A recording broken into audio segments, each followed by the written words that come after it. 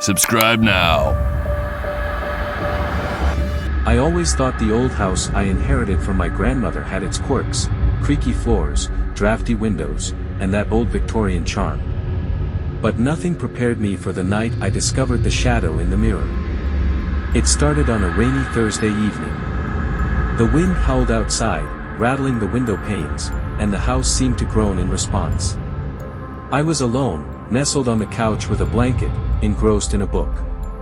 The power flickered, plunging the room into darkness for a brief moment.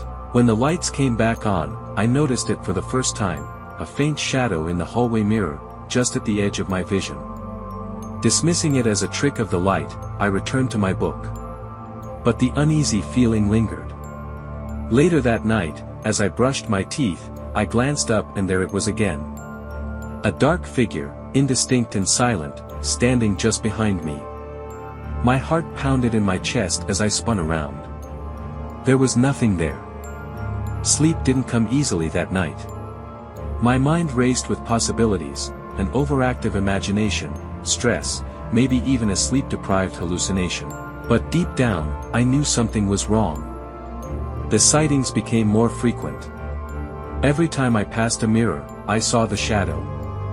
It never moved, never made a sound, but its presence was undeniable. I tried to ignore it, rationalize it away, but fear gnawed at me. What was it? Why was it there?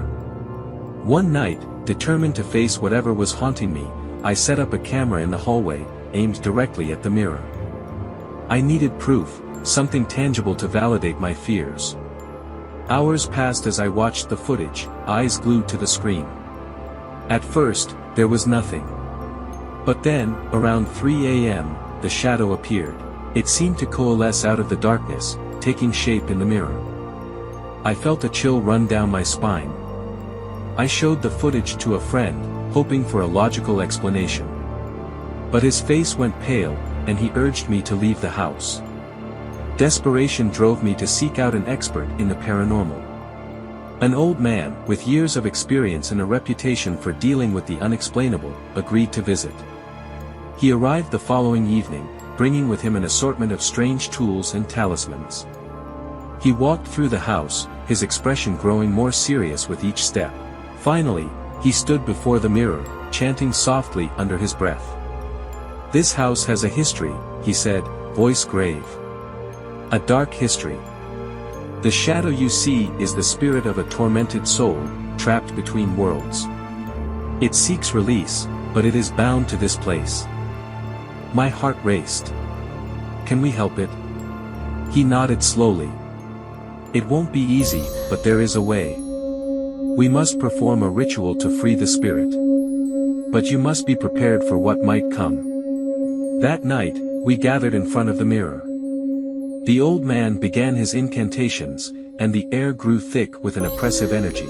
The shadow in the mirror seemed to writhe and twist, as if struggling against invisible chains. Suddenly, the mirror shattered, and a gust of icy wind swept through the room. The shadow burst forth, a dark, swirling mass that filled the air with a cacophony of whispers. I felt a force pull at me, dragging me toward the darkness.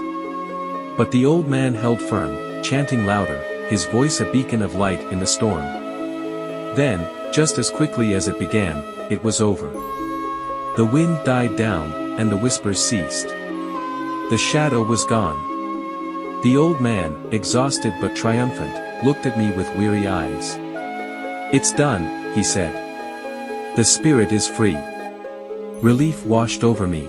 The house felt different, lighter somehow.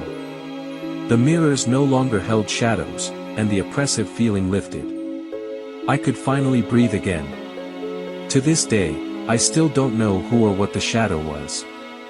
But one thing is certain, I'll never forget the terror of seeing that dark figure lurking just behind me, a constant reminder that some shadows are more than just tricks of the light.